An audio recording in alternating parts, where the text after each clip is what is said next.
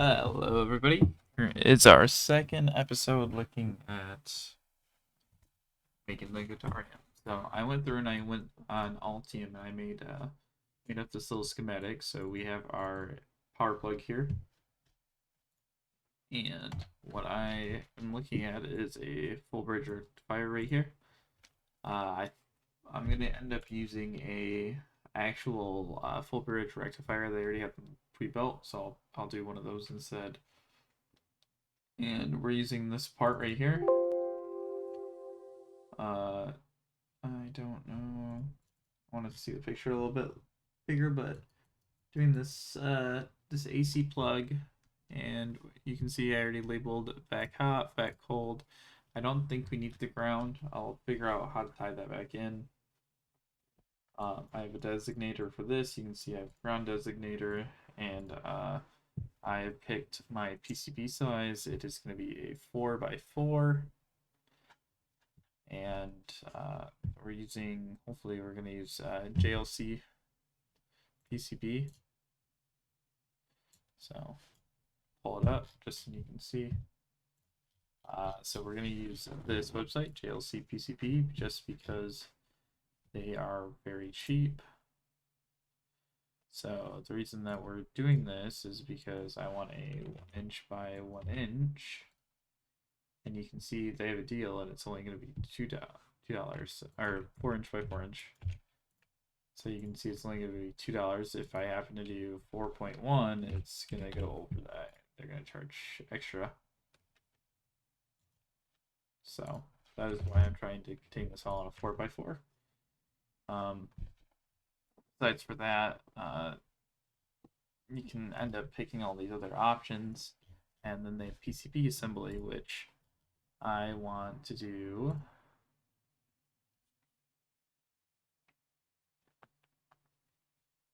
Come on, capabilities, PCB assembly right here. So you just upload your Gerber files and your BOM list, and they'll do it for you. So what I'm going to do is I'm going to pick my parts from their resources, from their stock. I know that they have this somewhere right here. So I'm going to pick it from their stock. So for example, I wanted a diode. I'm going to do a Zener diode, and I'm going to want I don't know what a super barrier rectifier is.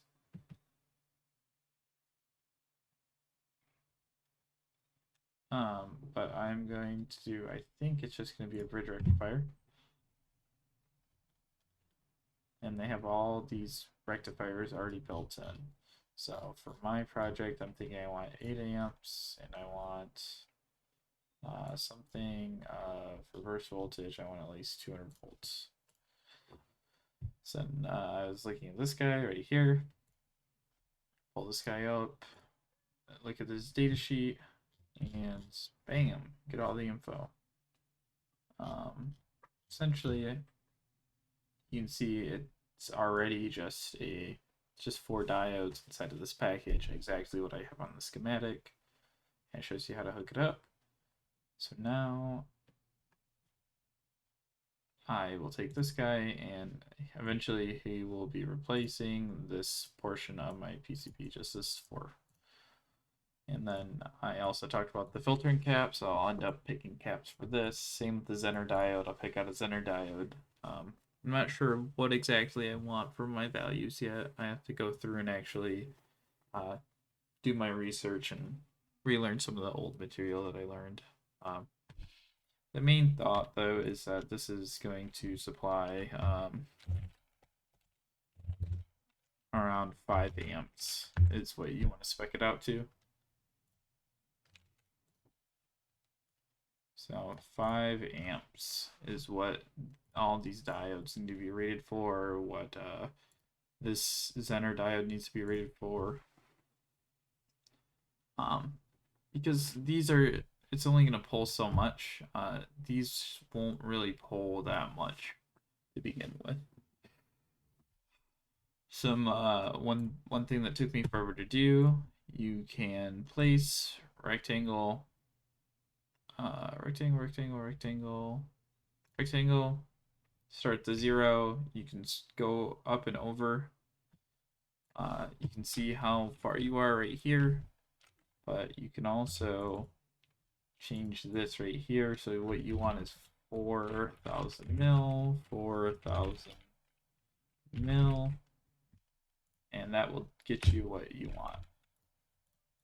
And then from there, you can select it, design, board shape, define board shape from selected objects, and that will get you your PCB. Now you can go in here, place components. Now, if you wanted to do some of these guys, I don't know, will these guys have footprints? These guys might not have footprints. You'll need stuff with footprints to put them in here. Their design updates, import changes, and execute changes, validate changes. And here you can see this is going to be an AC plug, and that's going to eat up a huge portion of this PCB. So I have to make sure I know what I want. The way that I did that, you can always update the schematic, and then there's usually what you do is you'll just press validate changes. Well, usually first you have to get rid of all these changes. You have to get rid of everything, and then you execute changes, and then close, and then you'll be able to do that. Same with this guy. You'll go to design. There's one called annotate. Tools, annotation, annotate schematic, reset all. Okay, update, accept, and validate, and execute, and close. And now everything is labeled. Diode 1, 2, 3, 4, 5. 2, 3, 4. Zener diode is 3. All the capacitors are now labeled. It labels it from top left to bottom right. J1 is labeled. Now everything is on here. If I go back to design, update, that's not what I meant to do. Design, import changes. Yes. And validate, and execute, and close. And now it has this guy. It is labeled. You can go in here and specifically move just the designator guy. If you wanted to, you put him right in the middle. As I get more parts going, I'll do more Altium, but if you're interested in knowing how to do anything, leave a comment. I'll make sure that I can cover that in the next episode. Thanks.